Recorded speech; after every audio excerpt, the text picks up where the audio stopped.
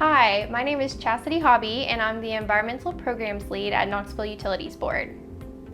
And I'm Brian Blackman, the Sustainability Director for the City of Knoxville.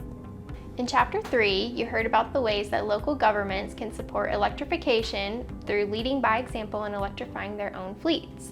Now it's time to take a look at the ways we can support EV adoption throughout the community, in households, fleets, and public transportation. One of the most important ways to enhance EV adoption is by increasing the availability of charging infrastructure. Having access to more public charging, workplace and fleet charging, and at home can help reduce range anxiety and make the transition to EVs easier for all community members. For local governments, developing a comprehensive charging plan that includes targets, timelines, key locations, and funding sources can be a useful tool to help coordinate local city governments and other key players like utilities and fleets. At the City of Knoxville, we've been developing an EV siting tool to help inform and build out our public charging stations.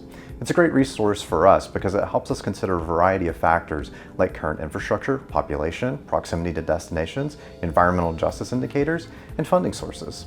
Creating a comprehensive infrastructure plan can also send a clear message about the importance of electrification, which can help attract businesses that rely on supportive EV policies. Other valuable ways for local governments to support building more chargers include establishing streamlined permitting processes for EV chargers and adding EV readiness into building codes. Financial incentives are another way to help increase charging infrastructure in a community. For example, at KUB, we developed an EV charger rebate program which provides up to $400 to help people install level 2 chargers at their homes.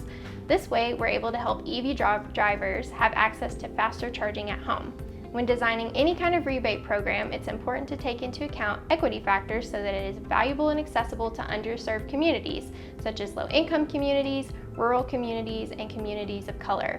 Considerations such as providing point-of-sale incentives, establishing eligibility requirements that target low income, accommodating different languages and literacy levels, and simplifying the application process can help make these programs more accessible to those who need them the most.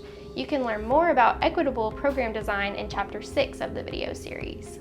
Another increasingly important goal for many local governments is to make electric vehicles more affordable and accessible.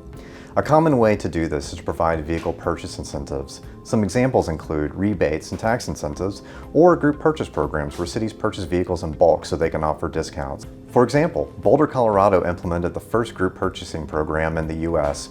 Boulder was able to offer a discount of more than $8,000 for Nissan Leafs, and as a result, Nissan Leaf monthly sales in Boulder quadrupled over 4 months. In addition to incentives that make EVs more affordable, access to clean public transportation can have a huge impact on reducing emissions and increase public awareness of electric vehicles.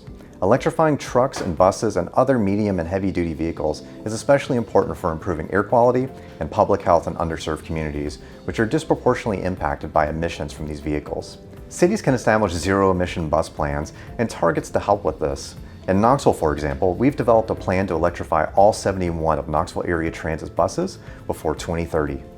Finally, local governments have an important role to play in EV education and outreach. Promoting awareness and sharing resources can have a huge impact on public perception of electric transportation. Working with organizations that are familiar with and are trusted by communities like community centers, houses of worship, colleges and universities, sports clubs, and interest groups can help make outreach more accessible. You can learn more about how to engage these types of organizations in Chapter 6. Beyond general education and outreach, local governments can play a very important role in educating car dealerships, who are key players in supporting EV adoption, but who, in many cases, do not know a lot about EVs or are not motivated to sell them. Cities can offer incentives to dealers to sell EVs, as well as training on how to sell and service EVs. For example, Orlando, Florida's Electrified Dealer Program is a partnership with the City of Orlando and the local utility that provides financial incentives to dealers for selling EVs. These are just some of the ways local governments can support community EV adoption. For anyone looking for more information, you can check out the Electrification Coalition's August 2021 EV Policy Toolkit for Cities, which describes policies that municipalities can implement to support EV adoption.